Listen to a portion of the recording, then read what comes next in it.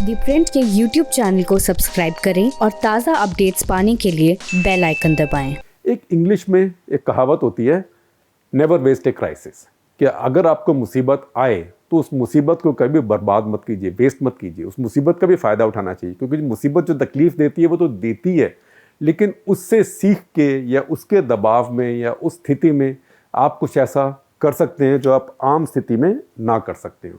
तो अब ये भारत की अर्थव्यवस्था पे बड़ा भारी संकट आया हुआ है।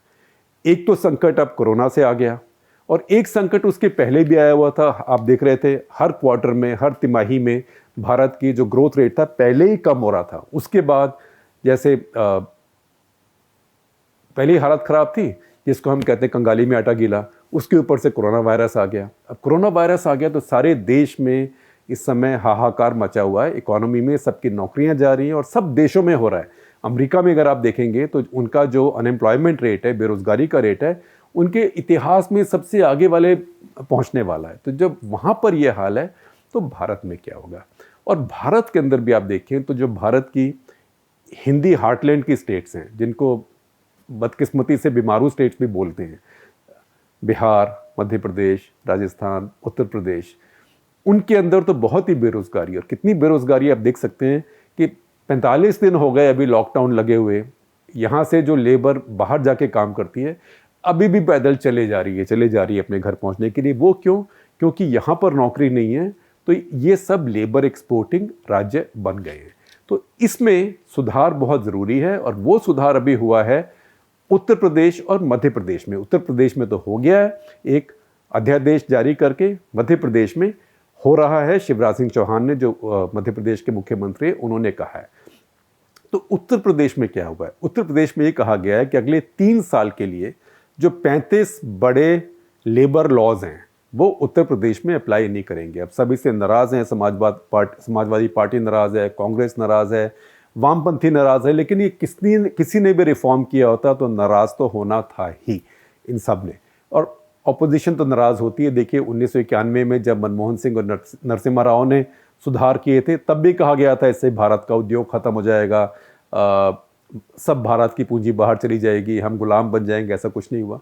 तो ये सब होता है। लेकिन ये 35 कानून यूपी में 3 साल के लिए सस्पेंड कर दिए गए। सिर्फ 3 कानून को छोड़ के, वो 3 कानून जो ऐसे जो बड़े ज़रूरी हैं, जैसे building and other construction workers act, bonded labour abolition, बंधुआ मजदूरों का जो अबॉलिशन हुआ था, और एक सेक्शन है पेमेंट ऑफ वेजेस एक्ट में।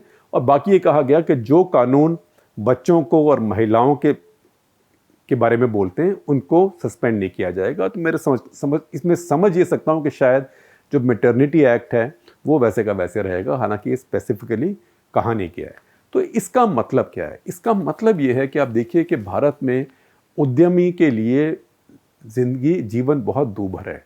हम कहते हैं कि अरे भाई मजदूर के लिए बड़ी मुसीबत है, लेकिन उद्यमी के लिए भी बहुत बड़ी मुसीबत है। मुसीबत क्या है कि कानून कुछ ऐसे बने हुए हैं हमारे यहाँ लेबर के कि जो फैक्ट्री लगाता है वो एक मुसीबत मोल लेता है। अब देखिए, पहले इंदिरा गांधी ने एक कानून बना दिया 1976 में कि आप फैक्ट्री लगाएंगे या कोई भी कंपनी खोलेंगे, नौकरियां देंगे, तो अगर 300 से ऊपर आपके पास लोग हैं तो उनसे कुछ भी करने के लिए, इसका मतलब आप फैक्ट्री बंद कर दें, आपकी फैक्ट्री फेल हो जाए, बिजनेस फेल हो जाए। आप देखेंगे कितने बिजनेस फेल हो गए। अब मुंबई में कितने साल तक मिलें बंद रहीं, वर्कर सामने बैठे रहते थे अपने झंडे लेके, लाल झंडे लेके, क्योंकि कंपनियों को उन्हें कानून के अधीन बिजनेस फेल होने के बाद भी तनख्वाह देनी चाहिए थी, लेकिन वो नहीं दे रहे थे क्योंकि पैसे थे ही नहीं उनके पास। तो कैसे देते?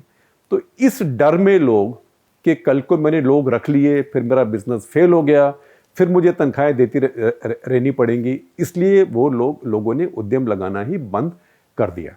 तो पहले तो ये था कि अगर 300 से ऊपर होंगे और आपकी फैक्ट्री बंद हो गई तो आपको वर्करों को घर भेजने से पहले, उनको रिट्रेंच करने से पहले, आपको लेबर इंस्पेक्टर से या लेबर डिपार्टमेंट से जाके परमिशन लेनी पड़ेगी। और भी उनके बारे में जो भी कुछ करना है उसके लिए लेबर डिपार्टमेंट से जाके आपको परमिशन लेनी पड़ेगी। तो एक और इंस्पेक्टर राज बन गया था, लाइसेंस कोटा राज से का भी बाप, इंस्पेक्टर राज। उसको और भी ख़राब करने के लिए जब इंदिरा गांधी वापस आई 1980 में, तो उसके बाद फिर उस कानून को संशोधित किया गया। उसमें कह दिया गया कि जो 300 की भी जो लिमिट है इसको घटा के 100 कर देना है। तो उससे क्या हुआ कि भारत में उद्यमी कहता था देखो या तो फिर यहाँ उद्यम लगाओ ही नहीं। तो उसमें क्या हुआ कि बहुत भारत के जो मैन्युफैक्चरिंग थी, जैसे गारमेंट्स की होती है कपड़ों की, वो कोई थाईलैंड चला गया, कोई इंडोनेशिया चला गया, कोई वियतनाम चला गया, और बहुत तो बांग्लादेश और श्रीलंका ही चले गए क्योंकि वहाँ पे कानून ऐसे नहीं थे। और या फिर भारत में अगर उद्यम लगाना है तो ऐसा लगाओ जिसमें 100 से कम लोग हों, तो छोटा लगाइए। तो आपको बड़े होने का इंसेंटिव नहीं था, बड़े होने का डिसइंसेंटिव था कि आप बड़ा बनाएंगे तो आप लाइसेंस कोटा राज में आ जाएंगे, इंस्पेक्टर राज में आ जाएंगे। और या फिर आप जो वाइट कॉलर वाला जैसे आईटी है, सर्विसेज है, वो लगाएं। इसलिए ये एक बड़ा कारण है भारत में मैन्युफैक्चरिंग का बहुत नुकसान होने का। हम बार बार कहते हैं भारत में मैन्युफैक्चरिंग क्यों नहीं है, हमारी सब चीज़ें चीन से बन के क्यों आती हैं, उसका एक एक कारण है। तो उत्तर प्रदेश सरकार ने, मैं कहूँगा, ये एक बोल्ड काम किया है इसको बदल के। मध्य प्रदेश सरकार भी कह रही है कि ऐसा कुछ करने वाली है। और इसी तरह से ये खेती बाड़ी के जो कानून है, ख़ास करके जो मंडी एक्ट है, क्योंकि मंडी एक्ट में अभी कुछ स्थिति ऐसी है कि किसान को एक ही मंडी में जाना पड़ता है। उस मंडी में मंडी कमेटी है, मंडी कमेटी का चुनाव होता है, वो जहाँ तक होता है आड़ती उसको कंट्रोल करते हैं। वो सामान लेके वहाँ पे जाता है, उसको एक बार ले गया वापस ला नहीं सकता है। गेहूँ चावल तो फिर भी ठीक है, कुछ चीज़ों का सरकार ने प्राइस मिनिमम तय किया हुआ है, लेकिन सब्जी है, वो तरबूज ले गया वहाँ पे, खरबूजे ले गया, बंद गोभी ले गया, तो वो एक बार ले गया तो रात को वापस तो ला नहीं सकता है क्योंकि कोल्ड स्टोरेज भी नहीं, ख़राब हो जाएगी। तो जब वो ले गया तो वहाँ पे जो ट्रेडर्स होते हैं, आड़ती वगैरह, सब मिलके आपस में एक दाम तय कर लेते हैं। और कहने के लिए बोली लगती है पर सच्चाई में बोली लगती नहीं है, वो पहले ही सब फिक्स्ड होता है। इसकी 2 रिपोर्ट्स भी हैं पहले की, कंपटीशन कमीशन ऑफ इंडिया के 2012 की रिपोर्ट है जो साफ बताती है कि हर बड़ी मंडी में ये प्राइस फिक्सिंग होती है, तो किसान बेचारे को कुछ नहीं मिलता है। तो ये भी कानून अब बदले जा रहे हैं। यूपी ने बदल दिया है, मध्य प्रदेश में बदल रहा है, उसके पहले कुछ हद तक राजस्थान, उत्तराखंड, हिमाचल वगैरह ने भी बदले हैं, लेकिन यूपी ने इसको बहुत बड़े तौर पे बदला है और ये योगी आदित्यनाथ सरकार का अच्छा कदम है। और उससे ये हुआ है कि अब ये 46 चीज़ें, फल और सब्जियां, किसान कहीं भी जाके बेच सकता है। और इसका दूसरा मतलब ये होता है कि अब कोई जैसे रिटेल चेन है, मान लीजिए रिलायंस रिटेल है या मान लीजिए अमूल सब्जियां खरीदता है, तो अब उनको मंडी जाने की ज़रूरत नहीं है, अब वो किसान से सीधे जाके खरीद सकता है। या बाहर जो कोल्ड स्टोरेज बनता है वो भी मंडी की तरह ट्रीट किया जा सकता है, वहाँ किसान का सामान होता है, वो साइलो है या कोल्ड स्टोरेज है, वहाँ से आके कोई भी खरीद सकता है। अब तक ऐसा करना गैर कानूनी था। और दूसरा ये था क्योंकि वो मंडियाँ चलती थी, मंडी में मंडी कमेटी थी, मंडी का एक खर्चा भी था मंडी कमेटी का, उसके लिए आपको वो एक छोटा सा कमीशन चार्ज करते थे। अब कमीशन के बिना आप कहीं बेच नहीं सकते थे, तो जो कमीशन था वो भी एक तरह से टैक्स बन गया था। तो किसान के लिए तो आपने ये सारे कानून पास किए, 1955-56 में ये पास करने शुरू किए थे कि किसान की मदद कर रहे हैं। लेकिन फिर वही होता है कि जितनी आपने किसान की मदद करने की कोशिश की, उतने आपने दूसरी तरफ कार्टेल बना दिए। क्योंकि कानून, सच्ची बात यह है कि कानून उसी के काम आता है जिसके पास शक्ति होती है। और यहाँ पे जो ट्रेडर था, व्यापारी था, उसके पास असली शक्ति थी, उसके पास असली पावर थी। उसने अफसरों को भी जाके खुश कर लिया बाद में। किसान बेचारा किस किस से जाके अपनी दुहाई लेके जाएगा। तो किसान को गुलाम बना दिया था इस सिस्टम ने, ट्रेडर का, आड़ती का। उससे अब उसको आज़ाद कराया गया है, कम से कम इन 46 फल और सब्जियों में। अब बड़ी बात यह है कि सरकार कितने कोल्ड स्टोर सेट कर पाती है, कितने साइलो बना पाती है, और कितना डायरेक्ट बायर्स को, खरीदने वालों को बाहर से ला सकती है। क्योंकि ये आसानी से होगा नहीं, क्योंकि ये बड़े ज़बरदस्त माफिया हैं ये व्यापारियों के और आड़तियों के, और ये कोशिश करेंगे पूरी इसको रोकने के लिए। लेकिन ये मैं कहूँगा तीनों बहुत बोल्ड कदम हैं, खास करके लेबर लॉज। क्योंकि देखिए लेबर लॉज कैसे मैन्युफैक्चरिंग में समस्या कैसे आती है। गारमेंट्स जो हैं भारत में बनने इतने कम क्यों हो गए? अब इतने कपड़े भारत में बाहर से बन के रेडीमेड क्यों आते हैं? हालांकि दुनिया में इतना निर्यात हो रहा है कपड़ों का, पर भारत से बहुत कम हो रहा है। वो क्यों? उसका कारण ये है कि जो कपड़ों के ऑर्डर आते हैं वो आपको सीजनल आते हैं, एक बार आते हैं। जैसे जोडियाक हमारे यहाँ कमीज़ें बनती हैं, तो उसके मालिक हैं मिस्टर दुरानी। उन्होंने मुझे बताया एक बार, मैंने कमीज़ पहनी हुई थी, तो उन्होंने कहा ये कहाँ की कमीज़ है? तो उन्होंने मेरा कॉलर देखा और बोला अच्छा ये ऑस्टिन रीड की है, वो एक यूके की ब्रांड है, कभी मैंने ख़रीद लिया होगा। तो बोली तुमको मालूम है, तुम मेरी कमीज़ खरीदो क्योंकि पिछले साल मैंने 45 लाख कमीज़ें बना के ऑस्टिन रीड को भेजी हैं। तो मैंने कहा हर साल मिलता है? उन्होंने कहा हर साल नहीं मिलता, एक साल मिला था, अब जब मिलेगा देखेंगे। तो ये जो कपड़े के ऑर्डर आते हैं ये सीजनल आते हैं।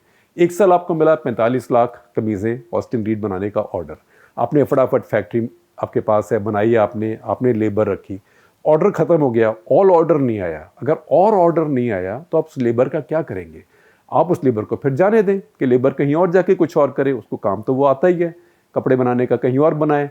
लेकिन आप आज के कानून में ये नहीं कर सकते। आज के कानून में आपको लेबर डिपार्टमेंट के पास जाना पड़ेगा, वो कहेगा नहीं आप उनको रिट्रेंच नहीं कर सकते, अगर रिट्रेंच करोगे तो इतनी रिट्रेंचमेंट की उनको कॉम्पेंसेशन दो, अगर आपको अलाउ कर भी दे तो।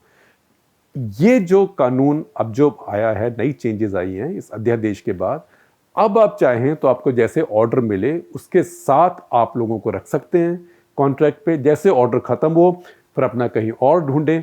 ये मैं नहीं कहता कि हर किसी को हमेशा 60 साल की उम्र तक नौकरी नहीं मिलनी चाहिए, वो अच्छी बात है।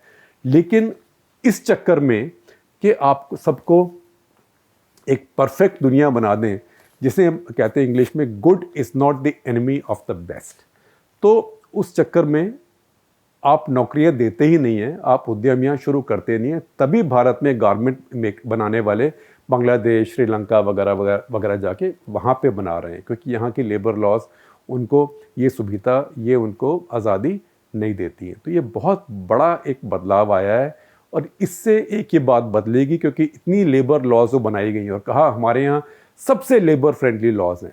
पर लेबर फ्रेंडली लॉज आपकी क्या करेंगे अगर आपके पास लेबर ही नहीं है, नौकरियाँ ही नहीं है? मैन्युफैक्चरिंग तो भारत में ख़त्म हो गई। आप यूपी की बात कर रहे हैं, अब देखिए कानपुर शहर में तो इतना उद्योग था पहले, सब खत्म हो गया। और उसके ज़्यादा कारण यही हैं उसके कि इतना licence, quota, control, labour union, झगड़े, इंडस्ट्रियल डिस्प्यूट्स, हर जगह लाल झंडे, और अब वो सब खाली हो गया है। अभी भी कई बार आप कानपुर जाएं, आप कानपुर जाने वाले हैं, किसी जानने वाले के साथ जाएं, तो देखिए पुरानी फैक्ट्रियां हैं, पुराने प्रेमिसेस हैं, वो वैसे के वैसे पड़े हैं। जैसे कि वो साहब बीवी और गुलाम एक फ़िल्म थी 60 के दशक में, जिसमें आप देखें कि पुराने जो सामंतशाही लोग थे, उनकी एक ग्लोरी थी पुरानी, वो सब ख़त्म हो गई। तो इस सब को वापस लाने का मौका है और इसमें लेबर लॉ की बदलाव एक बड़ी चीज़ है। केंद्र भी इसकी बात कर रहा है, लेकिन केंद्र अपना समय ले रहा है इसके ऊपर। केंद्र नए लेबर कोड लेके आ रहा है, 44 कानूनों की बजाय एक उनमें से पास हुआ है, 3 अभी पार्लियामेंट की कमिटीज़ के पास है। तो केंद्र का काम ज़रा धीरे हो रहा है, लेकिन वो भी एक तरह की एनेबलिंग लॉज होंगी ताकि उसके बाद राज्य कुछ कर सकें। अभी राज्यों के पास काफ़ी आज़ादी है अपने आप कुछ कर पाने की, इसलिए बहुत अच्छा है कि उत्तर प्रदेश ने खास करके ये किया, क्योंकि याद रखिए कि उत्तर प्रदेश इतना बड़ा प्रदेश है कि वो बहुत देशों से बड़ा है दुनिया में। आज उसकी तुलना करें उसकी जनसंख्या में तो ब्राज़ील और पाकिस्तान के दोनों के बराबर है, लेकिन उसके जो सूचकांक हैं, इंडिकेटर्स हैं, सोशल जो सामाजिक सूचकांक हैं, वो पाकिस्तान के बराबर हैं, जो भारत के लिए ठीक नहीं है। मतलब अगर भारत में 20-21 करोड़ लोगों के वही सोशल इंडिकेटर्स हों जो पाकिस्तान के हैं, तो उससे सारे भारत के सोशल इंडिकेटर्स नीचे आते हैं। तो मौका है यूपी को इंडस्ट्रियलाइज करना है, उद्योग लाने हैं और नौकरियां वहाँ पे बनानी हैं। यूपी में अब हाईवेज बन रहे हैं, रेलवे भारत में इंडस्ट्रियल कॉरिडोर्स बन रहे हैं। इस मौके को भी छोड़ दिया तो ये फिर से नहीं आएगा।